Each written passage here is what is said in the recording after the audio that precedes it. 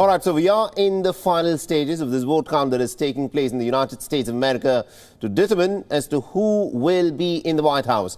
And with the trends that are coming in, it increasingly appears that it is Joe Biden who is now in touching distance of emerging as the next president of the United States.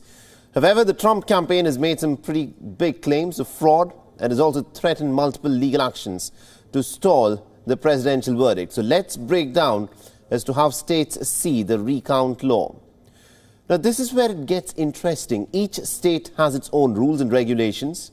Now, first up, let's take a look at the battleground state of Pennsylvania, where Joe Biden has taken a lead with nearly about 49.6% of the votes, followed by Trump with about 49.3% of the votes.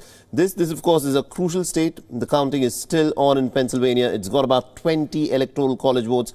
Joe Biden does not need to win the state, but Donald Trump still needs to win the state if he has to stay in the race. And he, at this point of time, we're going to understand, is quite clearly in the lead.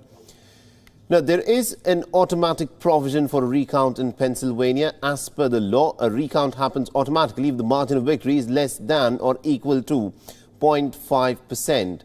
But for a recount to happen, the deadline is 5 p.m. by the second Thursday following the election, which means the 12th of November. Now, the recount of votes in Georgia was also announced. Georgia was closest to finish its counting. Biden has got about 49.4% of the vote share. And Donald Trump, who was leading in Georgia all throughout, towards the end slipped below Biden. He now has about 49.3% of the vote share. Now, Biden is leading Georgia by a margin of 4,185 votes. And the lead is growing.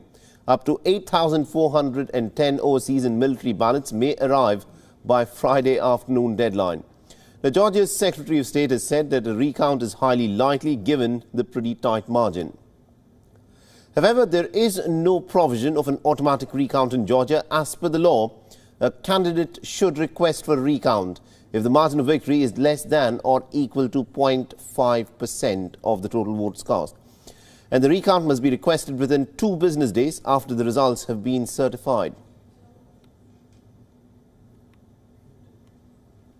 So this, of course, is what is happening at this point of time in the United States of America. Remember, we are in the final stretch of counting, and it remains to be seen as to what will in fact happen. And Donald Trump, although he's quite clearly trailing, is not giving up with a fight. He's made allegations that this is an election that has been marred by fraud.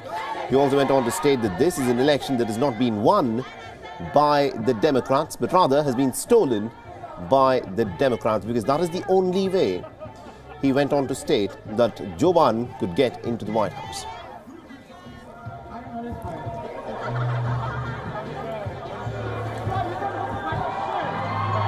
Just make sure you stay like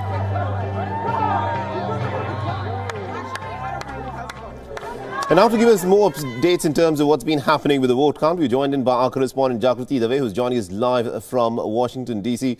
Now, Jagriti, let me begin by asking you this. Everyone around the world, not just in the United States, is hoping and is anticipating that the result of this election will be announced.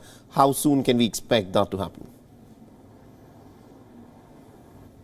Well, we were expecting Joe Biden to be giving a primetime address, and that was then cast into doubt because the results are still coming in and his margins are still unclear. There are still ballots coming in, provisional ballots that need to be sorted in those key battleground states. And so we understand that Joe Biden is going to be speaking at some point this evening, just talking about his position in the race.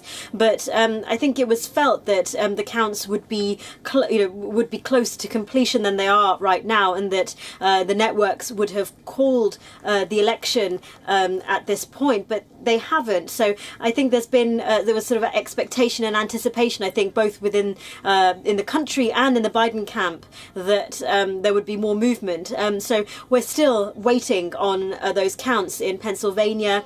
There are still some outstanding ballots in Georgia that need to be counted. The count in Arizona is still coming through. to. So we're still playing the waiting game. Absolutely, indeed. And the other big question is, how will the recount now proceed? Because the Trump camp has made it abundantly clear that they would want to have a recount in these states wherever the margin is less than 0.5%.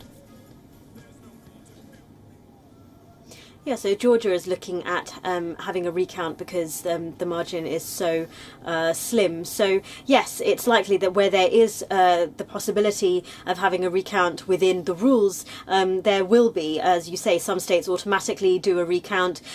Some states, a candidate has to request it, potentially pay for it themselves. It has to be within a certain margin. So that's all to play for, and that's all to happen as well. If those conditions arise.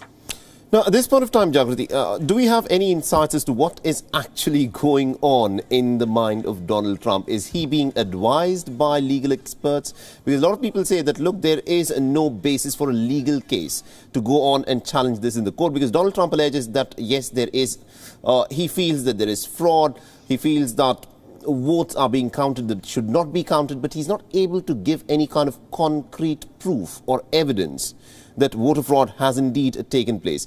Is he being advised by his legal team? What's happening there? Well, there seems to be, according to reports, these two factions where you have some people who are urging President Trump to continue fighting. Some reports say that among those is the White House Chief of Staff, Mark Meadows. And then there are others who are recognizing, some aides perhaps in the White House, who perhaps recognize that, according to the numbers, if the trajectory continues as it is, then perhaps this is the end of this particular administration, and that they should start looking at the possibility of a transfer of power. Now, it seems that President Trump, based on his tweeting, is just not accepting the possibility that he may have to engage in a transfer of power. Indeed, there are reports that he won't concede. That is what some reporting is suggesting, which means we don't know really what this would mean for transfer of power between a Trump administration and a possible future Biden administration. It just, other reporting is suggesting that actually President Trump is unwilling to admit to the fact that he may have lost fair and square in an election based on the number of votes that have come in those key battleground states that require that require a candidate to get to that 270 electoral vote mark. He would rather entertain the idea that he is somehow the numbers are reflective of some kind of fraud or some kind of irregularity in the voting system, although officials and judges, according to how they're ruling at the moment in some of those lawsuits, are suggesting that there is no evidence of irregularities or election fraud. Indeed, those states in the past that have conducted mail-in voting are also not showing that there is no evidence of widespread election fraud. Absolutely, indeed, Jagrati. And just before we let you go, looking at this election from a distance, is there a possibility that Donald Trump could do something drastic? He still is the President of the United States of America. Is there some kind of an emergency power that he could perhaps invoke? He could, let's say, void this election. He could say that the result of this election is completely, goes against the democratic principles. Is there something where he could void this election and thereby try and dig in and stay on in power?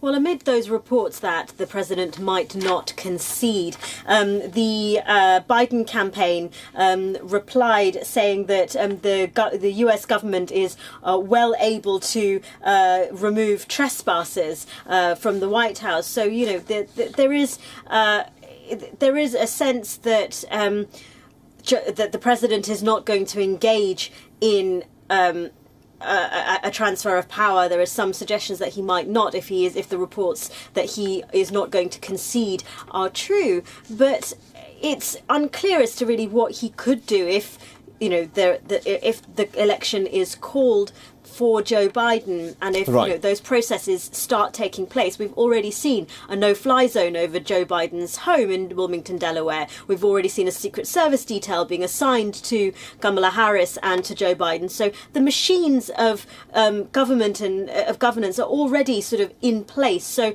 it's unclear really what the president really could do if the event of Joe Biden becoming president happens. Absolutely, indeed. We'll have to leave it there. Thank you very much indeed, Jagruti Dave, for joining us and getting us all those insights. This, of course, remains the very crucial bit of the battle.